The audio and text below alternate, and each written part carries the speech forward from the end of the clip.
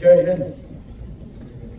सम्मानित हमारे वीर शहीदों के बहादुर परिवार, पूर्व सैनिक, वीर जवान, युवा कैडेट्स, स्टूडेंट्स तथा मौजूद सभी गणमान्य अतिथिगण, आज द्रास की इस पूर्ण रणभूमि पर खड़े होकर जहां हमारी वीर सेना ने राष्ट्र की रक्षा में अपना सर्वोच्च बलिदान दिया, उन अमर शहीदों को स्मरण करते हुए और पाकिस्तान के नापाक इरादों पर मिली ऐतिहासिक विजय की 26वीं वर्षगांठ को समर्पित इस पावन अवसर पर सम्मिलित होकर मैं स्वयं को अत्यंत गर्वित और भावुक महसूस कर रहा हूँ।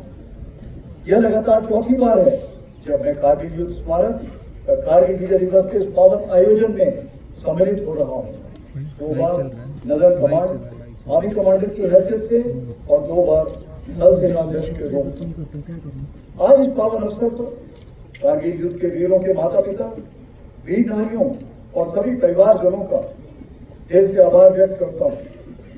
आपने राष्ट्र को अपने वीर दिए, आपका हौसला, धैर्य और ताकत हम सबके लिए प्रेरणा है।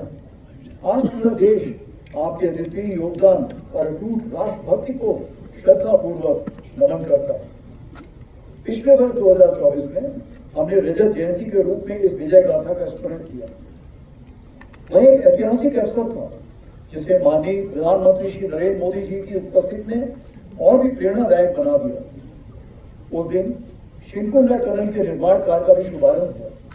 इस वर्ष भी हमारे माननीय केंद्रीय मंत्रीगण, लेफ्टिनेंट गवर्नर साहब और हमारे सीओ साहब यहाँ पर उपस्थित होकर हमारे शहीदों को नमन करने आए।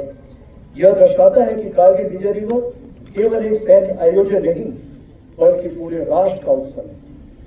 जो खामोश खड़े थे बर्फीली चौकियों पर, उनकी दुआ से ही महफूज है ये वतन। आज हम टोलोरिंग, टाइगर हिल और 0.4875 की ऊंचाइयों के नीचे खड़े हैं और हम केवल उस युद्ध को याद नहीं कर रहे हैं, हम उस भावना का स्मरण कर रहे हैं जो उन रणबांकुरों ने दिखाई थी।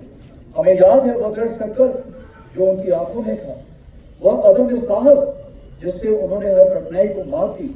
हमें स्मरण है वह नारा, वह चेतावनी, वह प्रण जो हर योद्धा के मुख से निकला। हमें श्रद्धापूर्वक नमन करते हैं उन बहादुर नायकों को जिन्होंने मृत्यु को गले लगाया ताकि हम गरिमा के साथ चैन की जिंदगी जी सकें। साल 1999 में भारतीय सेना ने ऑपरेशन विजय के अंतर्गत कारगिल की ऊंचाइयों पर एक अद्वितीय विजय प्राप्त की। उस युद्ध में भारतीय सेना ने ऊंची पहाड़ियों पर बैठे पाकिस्तान सैनिकों और घुसपैठियों को खदेड़कर हमारी सीमा से बाहर कर दिया और तिरंगे को इन बर्फीली चोटियों पर फहराया। यह वह क्षण था जब भारत ने स्पष्ट कर दिया कि उसकी सीमाओं के भीतर किसी भी नापाक इरादे को सफलता नहीं मिलेगी। भारत की एकता और अखंडता पर कोई आंच नहीं आने दी जाएगी। इसी परंपरा को आगे बढ़ाते हुए ऑपरेशन सिंदूर के दौरान भी भारतीय सेना ने उसी अदम्य साहस और दृढ़ संकल्प के साथ पाकिस्तान से मध्य टेररिस्ट इंफ्रास्ट्रक्चर को निशाना बनाया और पाकिस्तान की अन्य आक्रामक कार्रवाइयों को प्रभावशाली ढंग से विफल करते हुए एक निर्णायक जीत हासिल की। हमने शांति को अवसर दिया पर उसने कायरता की कार्रवाई की और उसका उत्तर केवल हमने पराक्रम से दिया। ऑपरेशन सिंदूर हमारा संकल्प, संदेश भी और उत्तर। पहलगाम में हुई कायरतापूर्ण आतंकी हमला पूरे देश के लिए गहरी चोट था, लेकिन इस बार भारत ने सिर्फ शोक नहीं जताया बल्कि ठान लिया कि अब जवाब निर्णायक होगा। देशवासियों का अटूट विश्वास और सरकार द्वारा दी गई रणनीतिक स्वतंत्रता से भारतीय सेना ने एक सुनियोजित, सटीक और निर्णायक जवाब दिया। भारतीय सेना ने 6 और 7 मई की रात को पाकिस्तान और पाकिस्तान ऑक्यूपाइड जम्मू एंड कश्मीर में 9 हाई वैल्यू आतंकवादी ठिकानों को निशाना बनाया बिना किसी मासूम नागरिक को हानि पहुंचाए। यह केवल जवाब नहीं था, यह स्पष्ट संदेश था कि आतंकवाद को सहारा देने वाले अब नहीं बचेंगे। 7 से 9 मई को पाकिस्तान द्वारा की गई सैन्य कार्रवाई पर भारतीय सेना ने नाकातुला और सटीक जवाब दिया। हमारी आर्मी एयर डिफेंस एक अजय दीवार बनकर सामने खड़ी है, जिसे कोई ड्रोन या मिसाइल भेद नहीं सकता। यह सब होल ऑफ नेशन अप्रोच कहकर हुआ, जहां थल सेना, वायुसेना, नौसेना और अन्य सरकारी और प्राइवेट डिपार्टमेंट सब एक साथ मिलकर खड़े हुए, जिसमें एनजीओ भी शामिल थे। जो भी शक्तियां भारत की संप्रभुता, अखंडता या जनता को क्षति पहुंचाने की योजना बना रही हैं, उन्हें करारा जवाब दिया जाएगा और आगे भी दिया जाएगा। यही भारत देश का न्यू नॉर्मल है। आज की भारतीय सेना न केवल वर्तमान चुनौतियों का सफलतापूर्वक सामना कर रही, बल्कि हम नित्य प्रतिदिन एक परिवर्तनशील, आधुनिक और भविष्य उन्मुख शक्ति के रूप में तेजी से अग्रसर हो रहे हैं। इसके अंतर्गत रुद्रा के रूप में नई ऑल ऑफ ब्रिगेड का गठन किया जा रहा है, जिसका सैंक्शन मैंने कल ही दिया है, जिसमें infantry, mechanised infantry, armoured units, artillery, special forces, unmanned aerial system जैसे फाइटिंग कंपोनेंट्स को एक साथ रखा जाएगा और विशेष रूप से तैयार किया जाएगा, जिसमें शामिल लॉजिस्टिक सपोर्ट और कॉम्बैट सपोर्ट। इसी क्रम में भैरव नाइट कमांडो बटालियन के रूप में एजाइल और घातक स्पेशल फोर्सेस का गठन किया गया है, जो सीमाओं पर शत्रु को चौंकाने के लिए हमेशा तैयार है। हर इन्फेंट्री बटालियन में ड्रोन प्लेटून का गठन किया गया है। वहीं आर्टिलरी में शक्तिमान रेजिमेंट बनाई गई है, जो ड्रोन और काउंटर ड्रोन इक्विपमेंट और लॉयटर म्यूनिशन के साथ लैस होगी। हर रेजिमेंट में एक दिव्यांग बैटरी भी बनाई गई है, जो कंपोजिट बैटरी होगी और इन्हीं सामानों से लैस होगी।